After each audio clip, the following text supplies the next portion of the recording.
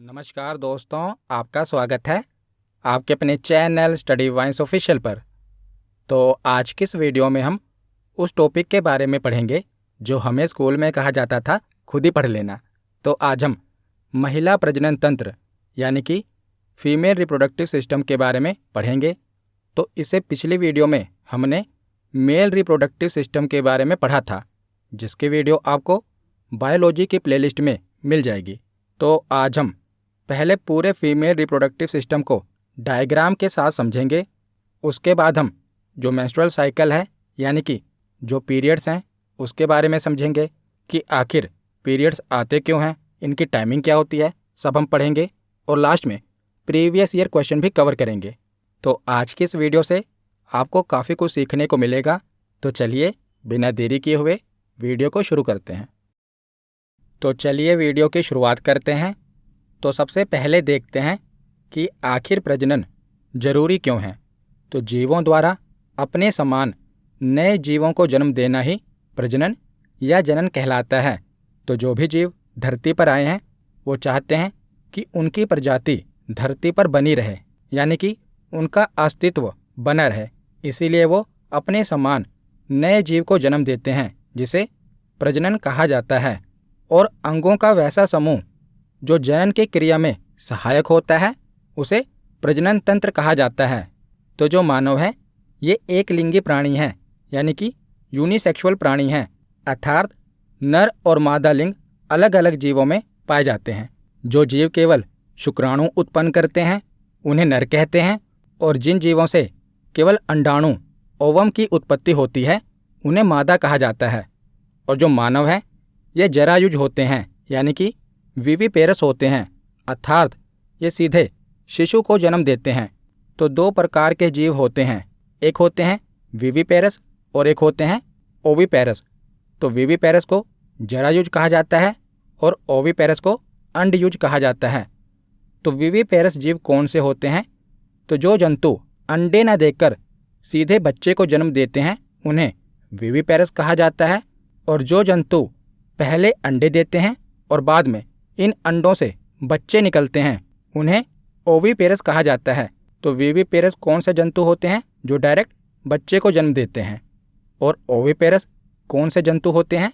जो पहले अंडे देते हैं और उन अंडों से फिर बाद में बच्चे निकलते हैं।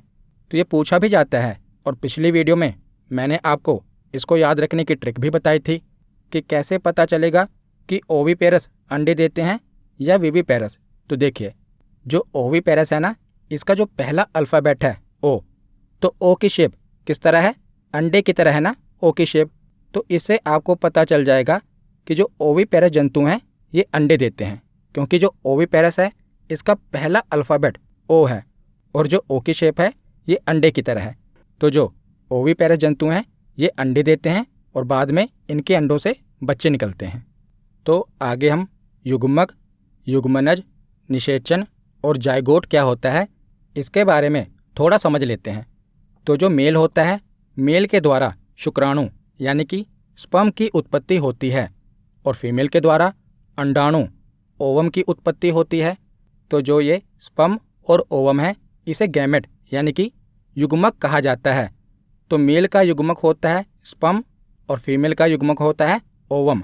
और जब स्पर्म और ओवम आपस में मिलते हैं तो उसे फर्टिलाइजेशन, निषेचन की क्रिया कहा जाता है। तो जब मेल का युग्मक और फीमेल का युग्मक आपस में मिलता है तो उस क्रिया को निषेचन की क्रिया कहा जाता है। और निषेचन की क्रिया के बाद जो रिजल्ट आता है उसे जाइगोट, युग्मनज कहते हैं। और यही जाइगोट आगे चलकर महिला के गर्भ में डेवलप होता है और भ्रूण यानी कि एम्ब्रियो बन जाता है। और एम्ब्रियो डेवलप होकर फीटस बन जाता है, इसे भी भ्रूण ही कहते हैं। और फीटस आगे चलकर शिशु यानी कि बेबी बन जाता है। तो ये पूरा प्रोसेस है जो आपको पता होना चाहिए कि युग्मक किसे कहते हैं, निषेचन किसे कहते हैं, युग्मनज किसे कहते हैं। क्योंकि आगे जब इन शब्दों का जिक्र होगा तो आपको पता होना चाहिए। तो युग्मक किसे कहते हैं? मेल का युग्मक है शुक्राणु और फीमेल का युग्मक है ओवम। तो जब दोनों युग्मक आपस में मिलते हैं तो निषेचन की प्रक्रिया होती है, फर्टिलाइजेशन होता है। और फर्टिलाइजेशन के बाद जो रिजल्ट आता है उसे जाइगोट, युग्मनज कहते हैं। और यही युग्मनज डेवलप होकर एम्ब्रियो बनता है और आगे चलकर शिशु बन जाता है। तो उसके बाद आगे हम पढ़ते हैं प्यूबर्टी यानी कि यौवन आरंभ। तो प्यूबर्टी क्या है? तो जब हम प्रजनन के काबिल हो जाते हैं ना, तो उसे प्यूबर्टी एज कहा जाता है। तो प्यूबर्टी एक प्रक्रिया है जिसमें एक बच्चे के प्रजननीय अंग यानी कि रिप्रोडक्टिव ऑर्गन पूर्ण रूप से विकसित हो जाते हैं, पूरी तरह से डेवलप हो जाते हैं और वो प्रजनन के काबिल हो जाता है।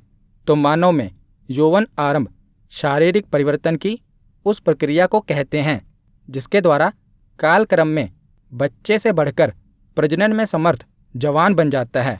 और यौवन आरंभ की शुरुआत हार्मोनों के बनने से होती है। तो फीमेल में प्यूबर्टी कब आती है? तो 10 से 13 साल में।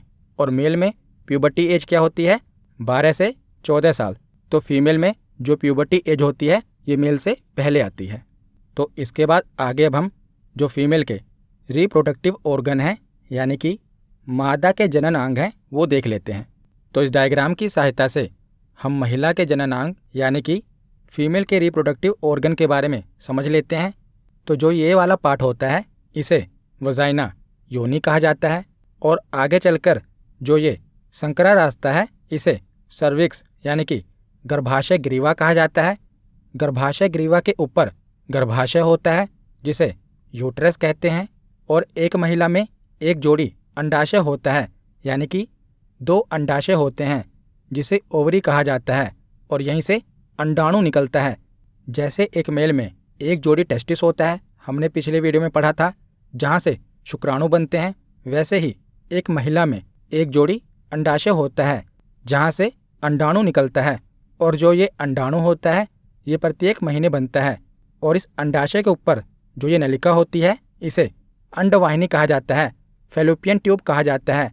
और इसी फैलोपियन ट्यूब में ही निषेचन की क्रिया होती है यानी कि मेल का शुक्राणु और महिला की ओवरी से जो अंडाणु निकलता है ये फैलोपियन ट्यूब में ही आकर मिलते हैं और यहीं पर निषेचन की क्रिया होती है जिसके बाद जायगोट बनता है। तो इसी डायग्राम से हम समझ लेते हैं कि एक महिला गर्भ कैसे धारण करती है यानी वो प्रेग्नेंट कैसे होती है। तो महिला के प्रेग्नेंट होने के लिए सबसे पहले 2 चीज़ों की आवश्यकता है। एक तो स्पर्म जो कि मेल से मिलेगा और दूसरा ओवम अंडाणु जो कि महिला की ओवरी से निकलेगा। तो सबसे पहले क्या होगा कि जो ओवम है, अंडाणु है, ये अंडाशय से बाहर आएगा और फैलोपियन ट्यूब में आ जाएगा। और इसी दौरान अगर स्पर्म महिला की योनि में प्रवेश कर जाता है तो वह सर्विक्स से होता हुआ फैलोपियन ट्यूब में आ जाएगा। और फैलोपियन ट्यूब में क्या होगा कि जो स्पर्म है ये ओवम से मिल जाएगा, जिससे क्या होगा, निषेचन की प्रक्रिया होगी जिसे फर्टिलाइजेशन कहते हैं। तो एक बार में करोड़ों शुक्राणु महिला की योनि में प्रवेश करते हैं जिसमें सभी शुक्राणु फर्टिलाइजेशन के लिए उपयोगी नहीं होते। केवल 10 से 12 शुक्राणु ही महिला की फैलोपियन ट्यूब में पहुंच पाते हैं और उसमें से भी केवल एक ही शुक्राणु है जो जीवन की इस रेस में जीतता है, यानी कि एक ही शुक्राणु है जो सबसे पहले पहुंचता है और महिला के अंडे को फर्टिलाइज करता है। तो फर्टिलाइजेशन के बाद अब क्या होगा, भ्रूण यानी कि एम्ब्रियो बनेगा। तो जो एम्ब्रियो है ये फैलोपियन ट्यूब में नहीं बन सकता क्योंकि जो फैलोपियन ट्यूब है ना ये काफ़ी पतली होती है। तो जब भ्रूण का विकास होगा तो ये तो फट जाएगी। इसीलिए क्या होगा कि जायगोट बनने के बाद ये गर्भाशय में चला जाता है और पूरे 9 महीने इसका विकास गर्भाशय में ही होता है और 9 महीने के बाद जो शिशु है ये योनि से बाहर निकल जाता है। तो ये पूरा प्रोसेस हमने डायग्राम की सहायता से समझ लिया। अब हम इसके बारे में एक एक करके पढ़ते हैं। तो सबसे पहले है ओवरी यानी कि अंडाशय। तो फीमेल में ओवरी की संख्या कितनी होती है? तो फीमेल में ओवरी की संख्या 2 होती है और ओवरी के अंदर ओवम का यानी कि अंडाणु का निर्माण होता है और ओवरी के द्वारा प्रत्येक महीने में ओवम यानी कि अंडाणु का निर्माण होता है। हर एक महीने अंडाणु का निर्माण होता है प्यूबर्टी एज के बाद। और अंडाशय से 2 महत्वपूर्ण हार्मोन का स्रावन होता है। कौन कौन से हार्मोन हैं? पहला है एस्ट्रोजन और दूसरा है प्रोजेस्टेरोन। तो एस्ट्रोजन हार्मोन क्या करता है? तो एस्ट्रोजन प्राथमिक महिला सेक्स हार्मोन है और एस्ट्रोजन का प्राथमिक कार्य क्या है? तो महिला में यौन विशेषताओं का विकास करना। जैसे कि महिला के स्तनों का विकास करना, अंडाशय की वृद्धि करना, मासिक धर्म चक्र का नियमन करना, योनि का विकास करना, ये इसमें शामिल है। यानी कि ये एस्ट्रोजन हार्मोन का कार्य है। और दूसरा हार्मोन है प्रोजेस्टेरोन। इसका कार्य क्या है? तो ये हार्मोन स्त्रियों के शरीर को गर्भधारण के लिए तैयार करता है, यानी कि प्रेगनेंसी के लिए तैयार करता है। तो इन दोनों ही हार्मोनों का स्त्राव अंडाशय से होता है। उसके बाद है अंडवाहिनियाँ, जिसे फैलोपियन ट्यूब कहते हैं। तो अंडवाहिनी या फैलोपियन नलिका की संख्या भी 2 होती है, जो गर्भाशय के ऊपरी भाग के दोनों बगल लगी रहती हैं, जो आप ये देख रहे हैं। तो इस नलिका का एक सिरा गर्भाशय से संबंध रखता है और दूसरा सिरा अंडाशय की ओर अंगुलियों के समान झालर बनाता है, और इस रचना को फिम्बरी कहा जाता है। तो जो आप ये देख रहे हैं, ये है फैलोपियन ट्यूब। तो ये एक ओर से तो अंडाशय में खुलती है, और जो इसका दूसरा सिरा है ना, ये एक झालर नुमा आकृति बनाता है, जिसे फिम्बरी कहा जाता है। तो इसका कार्य क्या है? तो अंडाणु जब अंडाशय से निकलता है तो फिम्बरी क्या करती है? उसे पकड़ लेती है और उसे फैलोपियन नलिका तक पहुंचाती है। तो फिम्बरी का कार्य क्या है? जब अंडाशय से अंडाणु निकलता है तो फिम्बरी उसे पकड़कर फैलोपियन नलिका तक पहुंचाती है। फिर आगे फैलोपियन नलिका से जो अंडाणु है ये गर्भाशय में पहुंचता है। तो प्रजनन के दौरान सर्विक्स के द्वारा जो स्पर्म है ये अंदर प्रवेश करता है। तो जो फैलोपियन ट्यूब है ना, यहीं पर जाकर ओवम से मिलता है। अर्थात स्तनधारी में स्पर्म और ओवम के जो मिलने की क्रिया होती है ये कहाँ पर संपन्न होती है? तो फैलोपियन ट्यूब में संपन्न होती है। याद रखिएगा, जो अंडाणु है और स्पर्म है ये कहाँ पर आकर मिलते हैं? तो फैलोपियन ट्यूब में आकर मिलते हैं। यहीं पर निषेचन की प्रक्रिया होती है। उसके बाद आगे है गर्भाशय यानी कि यूट्रस। तो ये एक खोखला और पेशीय जनन अंग है, यानी कि ये सिकुड़ भी सकता है और फैल भी सकता है। तो निषेचन के उपरांत जो जायगोट का निर्माण होता है, यह जायगोट यूट्रस की दीवारों से जुड़ जाता है। यानी कि जो जायगोट होता है वो गर्भाशय में आ जाता है और यहीं पर भ्रूण का विकास होता है। यूट्रस में ही बच्चों का विकास संबंधित कार्य संपन्न होता है, जिसके उपरांत बच्चे का जन्म होता है। तो उसके बाद आगे है योनि, वजाइना। तो योनि की दीवार पेशीय उत्तक की बनी होती है और योनि का एक सिरा मादा जनन छिद्र के रूप में बाहर खुलता है तथा दूसरा सिरा पीछे की ओर गर्भाशय की ग्रीवा से जुड़ा रहता है, यानी कि सर्विक्स से जुड़ा रहता है। और यह सेक्स के दौरान योनि में पेनिस को प्रवेश करने का रास्ता प्रदान करता है और बच्चे को जन्म देने के लिए बर्थ कैनाल का काम भी योनि ही करती है। और कुंवारी कन्याओं में जो वजाइना होती है उसके मुख पर पतली झिल्ली के समान एक पर्दा होता है, जिसे हाइमन कहते हैं। और ये हाइमन लैंगिक संपर्क यानी कि फिजिकल रिलेशन बनाने से, शारीरिक परिश्रम करने से और व्यायाम करने से जो ये झिल्ली है ये टूट सकती है। तो अक्सर जो मेल होते हैं उनमें ये मिसकंसेप्शन होती है कि ये हाइमन वाला पार्ट तभी टूटता है जब लड़की फिजिकल रिलेशन बना लेती है, पर ऐसा नहीं है, ये गलत है।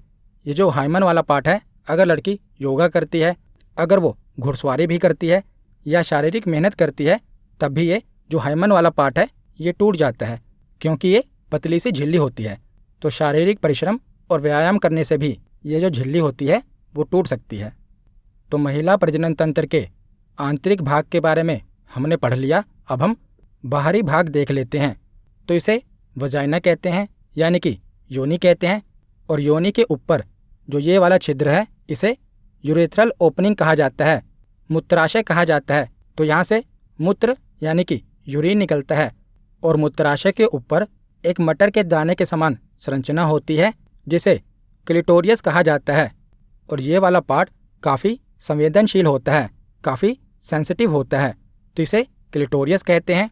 और उसके बाद जो वजाइना के बाहर ये परत होती है मांस की, इसे लेबिया माइनोरा कहते हैं और इसके बाहर की परत को लेबिया मेजोरा कहते हैं। और नीचे जो ये छिद्र है इसे एनस गुदा द्वार कहा जाता है, जहाँ से मल बाहर आता है। तो आगे अब हम प्रजनन के चरण देख लेते हैं, यानी कि रिप्रोडक्शन के स्टेजेस देख लेते हैं। तो प्रजनन के 6 चरण होते हैं। पहला चरण है युग्मक जनन। आगे हम इसके बारे में पढ़ेंगे, पहले एक बार देख लेते हैं। तो पहला चरण है युग्मक जनन गैमेटोजेनेसिस। दूसरा चरण है वीर्यरोपण इंसेमिनेशन। तीसरा चरण है निषेचन फर्टिलाइजेशन। चौथा चरण है युग्मनज निर्माण यानी कि जायगोट फॉर्मेशन। पांचवा चरण है आरोपण इम्प्लांटेशन। और छठा चरण है गर्भकाल यानी कि गेस्टेशन। तो इसके बारे में अब हम पढ़ते हैं। तो पहला चरण क्या है? युग्मक जनन गैमेटोजेनेसिस। तो युग्मक जनन क्या है? तो इसमें युग्मक कोशिका का निर्माण होना। तो प्रजनन का पहला चरण है युग्मक कोशिका का निर्माण होना। पहले युग्मक कोशिका का निर्माण होगा तभी तो आगे चलकर प्रजनन होगा। तो मेल का युग्मक है स्पर्म और फीमेल का युग्मक है ओवम। तो पहले मेल में शुक्राणु का निर्माण होगा और फीमेल में अंडाणु का निर्माण होगा। उसके बाद दूसरा चरण है वीर्यरोपण इंसेमिनेशन। तो इस चरण में क्या होगा? तो शुक्राणुओं का नर जनन तंत्र से मादा जनन तंत्र तक पहुंचना इंसेमिनेशन कहलाता है। तो जो वीर्य है इसका नर जनन तंत्र से मादा जनन तंत्र तक पहुंचना क्या कहलाता है? वीर्यरोपण कहलाता है। तीसरा चरण है निषेचन फर्टिलाइजेशन। तो फर्टिलाइजेशन में क्या होगा? जो मेल का स्पर्म है और फीमेल का ओवम है ये आपस में मिल जाएंगे और क्रिया करेंगे जिसे निषेचन कहते हैं, फर्टिलाइजेशन कहते हैं। और ये क्रिया कहाँ पर होगी? तो फैलोपियन ट्यूब में ये क्रिया होगी। उसके बाद चौथा चरण है युग्मनज निर्माण यानी कि जायगोट फॉर्मेशन। तो जायगोट फॉर्मेशन में क्या होगा? निषेचन के बाद मैंने आपको बताया था जब मेल का शुक्राणु और फीमेल का अंडाणु आपस में मिलते हैं तो इसे निषेचन की क्रिया कहते हैं। तो इस क्रिया के बाद क्या रिजल्ट निकलता है? जायगोट बनता है, युग्मनज बनता है। तो निषेचन की इस क्रिया के बाद क्या रिजल्ट निकलता है? जायगोट बनता है यानी कि युग्मनज बनता है। उसके बाद पांचवा चरण है इम्प्लांटेशन आरोपण। तो जो ये जायगोट बना है अब ये कहाँ पर जाएगा? गर्भाशय में जाएगा।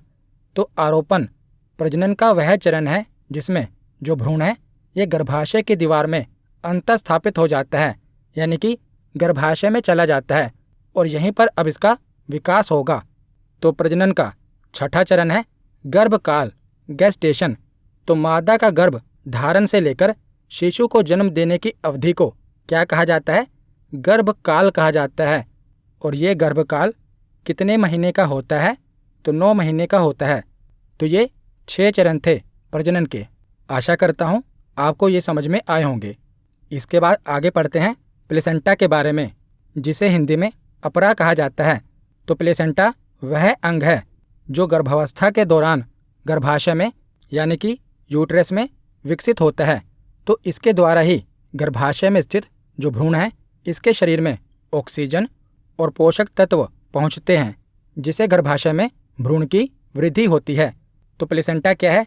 तो ये एक प्रकार की नाल है जो माँ के शरीर से ऑक्सीजन और पोषक तत्व भ्रूण तक पहुंचाता है ताकि भ्रूण की वृद्धि हो सके, उसका विकास हो सके।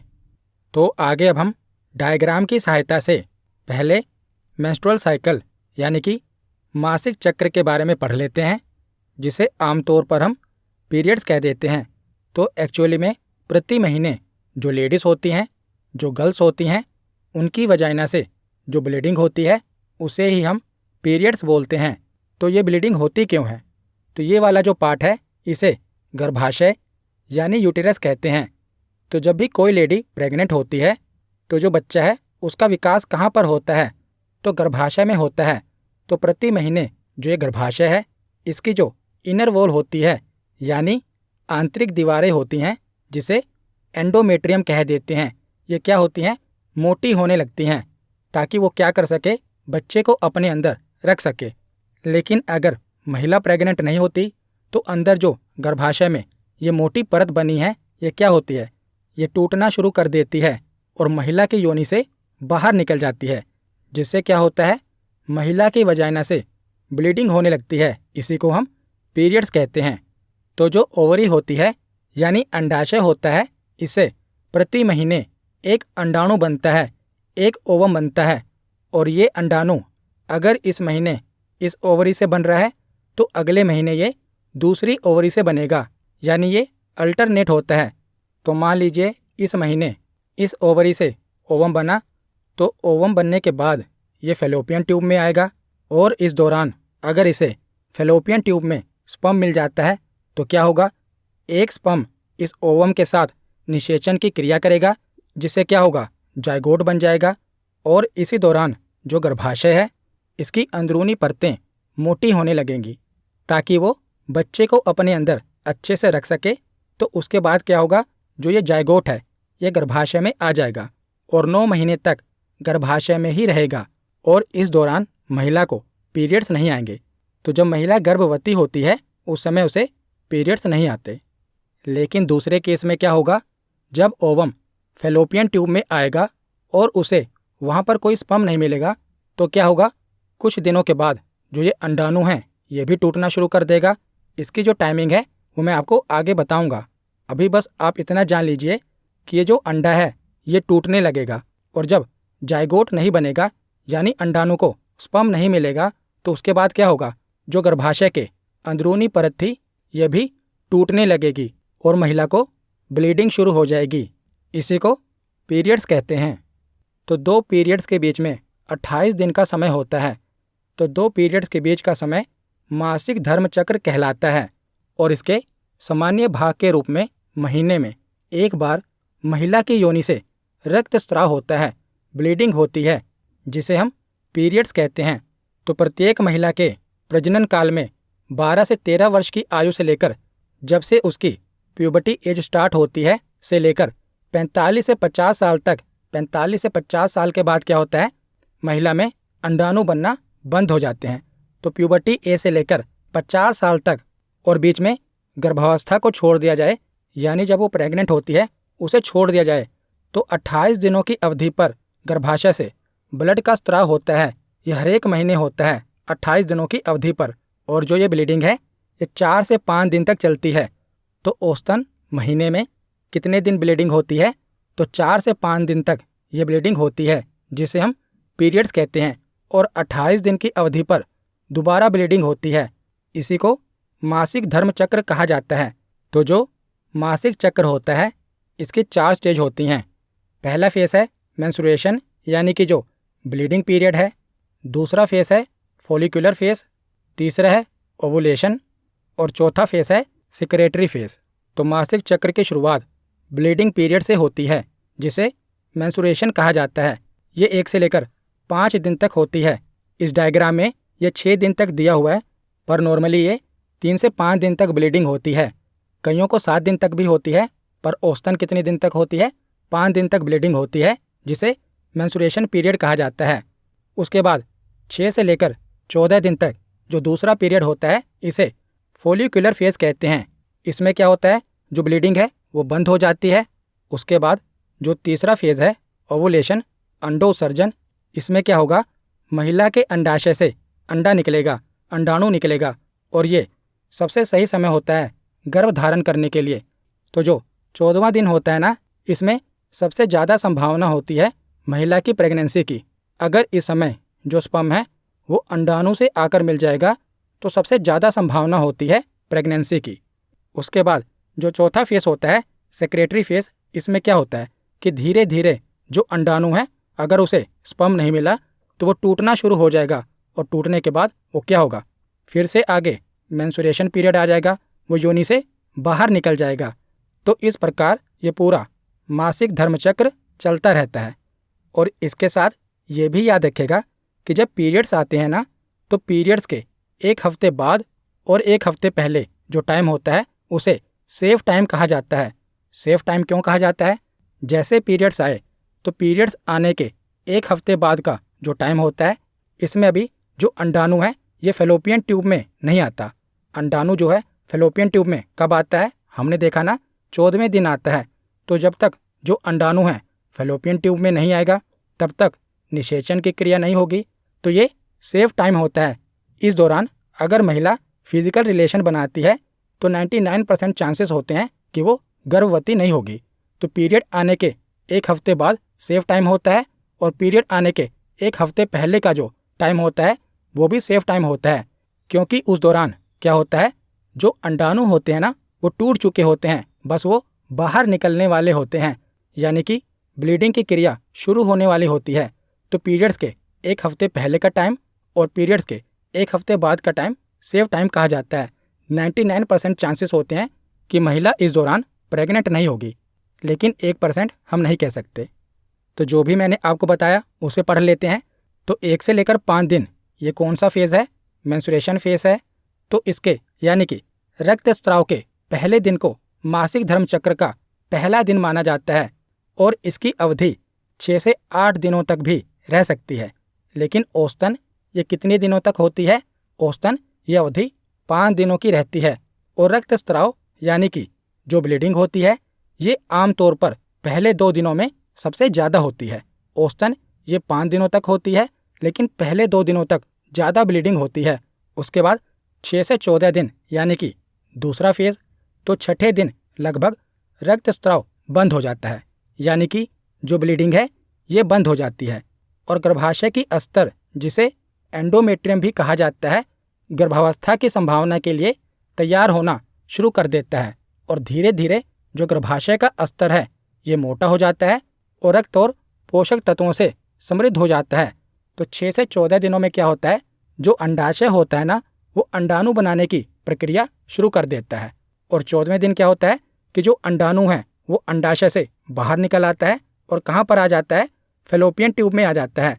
तो 14वें दिन के आसपास महिला के अंडाशय से एक अंडा निकलता है जो फैलोपियन ट्यूब से गर्भाशय तक अपनी यात्रा शुरू करता है। यदि इस समय शुक्राणु फैलोपियन ट्यूब में मौजूद है तो निषेचन की क्रिया हो जाती है, यानी कि फर्टिलाइजेशन की क्रिया हो जाती है। और अगर ऐसा नहीं होता तो ये अंडाणु आगे बढ़ता है, गर्भाशय में जाता है और धीरे धीरे टूटकर योनि से बाहर निकल जाता है। तो 15 से 28 दिन के बीच में क्या होता है, तो 14 से लेकर 18 दिन तक अंडे के फर्टिलाइज्ड होने की संभावना रहती है। 14वें दिन क्या होता है, जो अंडाणु होता है ये फैलोपियन ट्यूब में आ जाता है, तो इस समय तो सबसे अधिक संभावना होती है। लेकिन 14 से लेकर 18 दिन तक अंडे के फर्टिलाइज होने की संभावना रहती है। लेकिन फिर भी अगर अंडा फर्टिलाइज नहीं होता, ये आरोपण नहीं होता, तो हार्मोनल परिवर्तन गर्भाशय को उसके अस्तर को, जो अंदर मोटी परत बनी है, उसको बहाने के लिए संकेत दे देते हैं और अंडा टूट जाता है और अस्तर के साथ जो अंदर मोटी परत बनी थी उसके साथ बाहर बह जाता है और ब्लीडिंग होती है और दोबारा वही साइकिल शुरू हो जाता है जो हमने पढ़ा था। तो आशा करता हूँ आपको समझ में आया होगा। तो महिला नसबंदी को क्या कहा जाता है, तो ट्यूबेक्टोमी कहा जाता है। याद रखिएगा, ये पूछा गया है। महिला नसबंदी को क्या कहा जाता है? ट्यूबेक्टोमी कहा जाता है। पुरुष नसबंदी को क्या कहा जाता है? पिछली वीडियो में हमने पढ़ा था, वैसेक्टोमी कहा जाता है। और महिला नसबंदी को ट्यूबेक्टोमी कहा जाता है। उसके बाद आगे है, तो एक महिला के जीवन में 3 पड़ाव होते हैं। पहला पड़ाव है जिसे मेनार्की कहा जाता है, हिंदी में रजोदर्शन कहा जाता है। ये प्यूबर्टी की एज होती है, यानी कि जब महिला के अंडाशय से अंडाणु बनना शुरू हो जाते हैं उसे रजोदर्शन कहा जाता है, मेनार्की कहा जाता है। दूसरा फेज़ है प्रजनन काल, मेंस्ट्रुएशन पीरियड। तो 12 से लेकर 50 साल तक महिला के अंडाशय से अंडाणु बनते हैं, यानी कि वो 12 से लेकर 50 साल तक गर्भवती हो सकती है। उसके बाद जो तीसरा फेस है रजो निवृत्ति, इसे कहते हैं मेनोपोस। पोस मतलब क्या होता है? रुकना। तो मेनोपोस में क्या होता है कि जो औरत का अंडाशय होता है ये अंडाणु बनाना बंद कर देता है। तो जब अंडाणु ही नहीं बनेगा तो महिला गर्भ कैसे धारण करेगी? तो 50 साल के बाद जो अवस्था होती है इसे मेनोपोस यानी कि रजो निवृत्ति कहते हैं। तो उसके बाद आखिर में हम सरोगेसी पढ़ लेते हैं कि आखिर ये सरोगेसी क्या होती है। तो आसान शब्दों में कहें तो सरोगेसी का मतलब है किराए की कोख।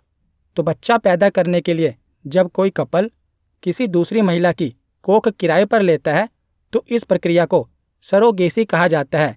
यानी सरोगेसी में कोई महिला अपने या फिर डोनर के एग्स के जरिए किसी दूसरे कपल के लिए प्रेग्नेंट होती है और अपने पेट में दूसरे का बच्चा पालने वाली महिला को सरोगेट मदर कहा जाता है। तो जब कोई महिला अपने पेट में दूसरे का बच्चा पालती है उसे क्या कहते हैं? उसे सरोगेसी कहते हैं। और उस मदर को क्या कहते हैं? तो सरोगेट मदर कहते हैं। जैसे आपने सुना होगा कि जो प्रियंका चोपड़ा हैं ये सरोगेसी के द्वारा मदर बनी हैं। तो कभी कभी क्या होता है कि शारीरिक जटिलताओं के कारण बच्चे का जो विकास है ये गर्भाशय में नहीं हो पाता तो इस स्थिति में क्या होता है कि किसी महिला तथा पुरुष द्वारा विकसित जाइगोट को अन्य महिला के गर्भाशय में स्थापित किया जाता है। इसी को सरोगेसी कहा जाता है। तो मान लीजिए एक पति पत्नी हैं, उन्हें सरोगेसी के द्वारा बच्चा चाहिए, तो क्या होगा, उसके पति का स्पर्म ले लिया जाएगा और उसकी जो पत्नी है उसका अंडाणु ले लिया जाएगा और लैब में क्या किया जाएगा कि उनके स्पर्म और अंडाणु को आपस में फर्टिलाइज किया जाएगा और जब जाइगोट बन जाएगा ना, जाइगोट बनने के बाद जो दूसरी महिला है, जो सरोगेट मदर है, उसके गर्भाशय में वो जाइगोट स्थापित कर दिया जाएगा, जिसके बाद जो ये जाइगोट है इसका जो विकास है ये दूसरी महिला के पेट में होगा, यानी कि उसके गर्भाशय में भ्रूण का विकास होगा।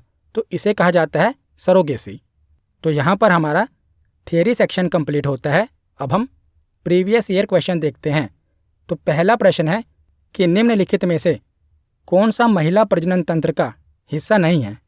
तो इसका सही जवाब क्या होगा, अंडाशय ये तो है, गर्भाशय भी है, योनि भी है, लेकिन शुक्रवाहिका महिला प्रजनन तंत्र का हिस्सा नहीं है, ये पुरुष प्रजनन तंत्र का हिस्सा है। तो इसका सही जवाब होगा ऑप्शन डी। अगला प्रश्न है कि बढ़ते भ्रूण के धारण और पोषण के लिए हर महीने मादा प्रजनन प्रणाली का कौन सा हिस्सा अपने आप को तैयार करता है। तो भ्रूण के लिए मादा प्रजनन प्रणाली का कौन सा हिस्सा हर महीने अपने आप को तैयार करता है। तो गर्भाशय यानी कि यूट्रस। तो इसका सही जवाब क्या है, ऑप्शन डी। अगला प्रश्न है कि मानव में मादा युग्मक को क्या कहते हैं। तो मादा युग्मक को अंडाणु कहते हैं, पुरुष युग्मक को शुक्राणु कहते हैं और मादा युग्मक को अंडाणु कहते हैं। तो इसका सही जवाब क्या होगा, ऑप्शन बी। अगला प्रश्न है कि मादा में निषेचन निम्नलिखित में से किस भाग में होता है। तो निषेचन की क्रिया कहाँ पर होती है। तो ये फैलोपियन ट्यूब में होती है। हिंदी में इसे अंडवाहिनी नलिका भी कहते हैं और डिंबवाहिनी नलिका भी कहते हैं। तो निषेचन की क्रिया फैलोपियन ट्यूब में होती है। इसका सही जवाब होगा ऑप्शन ए। अगला प्रश्न है कि निम्नलिखित में से कौन मानव शरीर की सबसे बड़ी कोशिका है। तो ये भी याद रखेगा कि मानव शरीर की सबसे बड़ी कोशिका कौन सी है। तो ओवम यानी अंडाणु, ये मानव शरीर की सबसे बड़ी कोशिका होती है।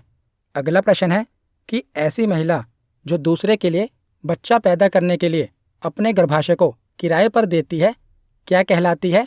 तो वो सैरोगेट मदर कहलाती है। इसका सही जवाब क्या होगा, ऑप्शन सी। अगला प्रश्न है कि मादा जनन कोशिकाएं या अंडे निम्न में बनते हैं। तो अंडाणु कहाँ पर बनते हैं। तो ये अंडाशय में बनते हैं। इसका सही जवाब क्या होगा, ऑप्शन ए। अगला प्रश्न है कि महिलाओं में मासिक धर्म चक्र का स्थायी रूप से रुक जाना क्या कहलाता है। तो जब महिलाओं में मासिक धर्म चक्र रुक जाता है उसे क्या कहते हैं। तो उसे रजोनिवृत्ति कहते हैं। इसका सही जवाब होगा ऑप्शन ए। अगला प्रश्न है पहला मासिक चक्र यौवन आरंभ से शुरू होता है, यानी कि प्यूबर्टी एज से शुरू होता है, तो इसे क्या कहा जाता है। तो इसे रजोदर्शन कहा जाता है। तो जब मासिक चक्र की शुरुआत होती है उसे रजोदर्शन कहा जाता है, मेनार्की कहा जाता है, और जब मासिक चक्र स्थायी रूप से बंद हो जाता है उसे रजोनिवृत्ति कहते हैं। अगला प्रश्न है कि मासिक धर्म के कारण योनि में रक्त किस कारण बहता है, यानी ब्लीडिंग क्यों होती है। शुक्राणु के फटने से, अंडाशय के फटने से, गर्भाशय की परत के टूटने से, या योनि की दीवारों के टूटने से। तो इसका सही जवाब होगा गर्भाशय के परत के टूटने से ब्लीडिंग होती है। तो इसका सही जवाब क्या होगा, ऑप्शन सी। अगला प्रश्न है कि गर्भाशय में भ्रूण को पोषण प्रदान करने वाला उत्तक कौन सा है। तो गर्भाशय में भ्रूण को पोषक प्रदान करने वाला उत्तक है प्लेसेंटा। इसका सही जवाब है ऑप्शन सी। तो आज का आखिरी प्रश्न है कि महिला नसबंदी को क्या कहा जाता है। तो महिला नसबंदी को ट्यूबेक्टोमी कहा जाता है, पुरुष नसबंदी को वासेक्टोमी और महिला नसबंदी को ट्यूबेक्टोमी कहा जाता है। तो आज की वीडियो यहीं पर ख़त्म होती है। कैसी लगी ये वीडियो कमेंट सेक्शन में ज़रूर बताना। धन्यवाद।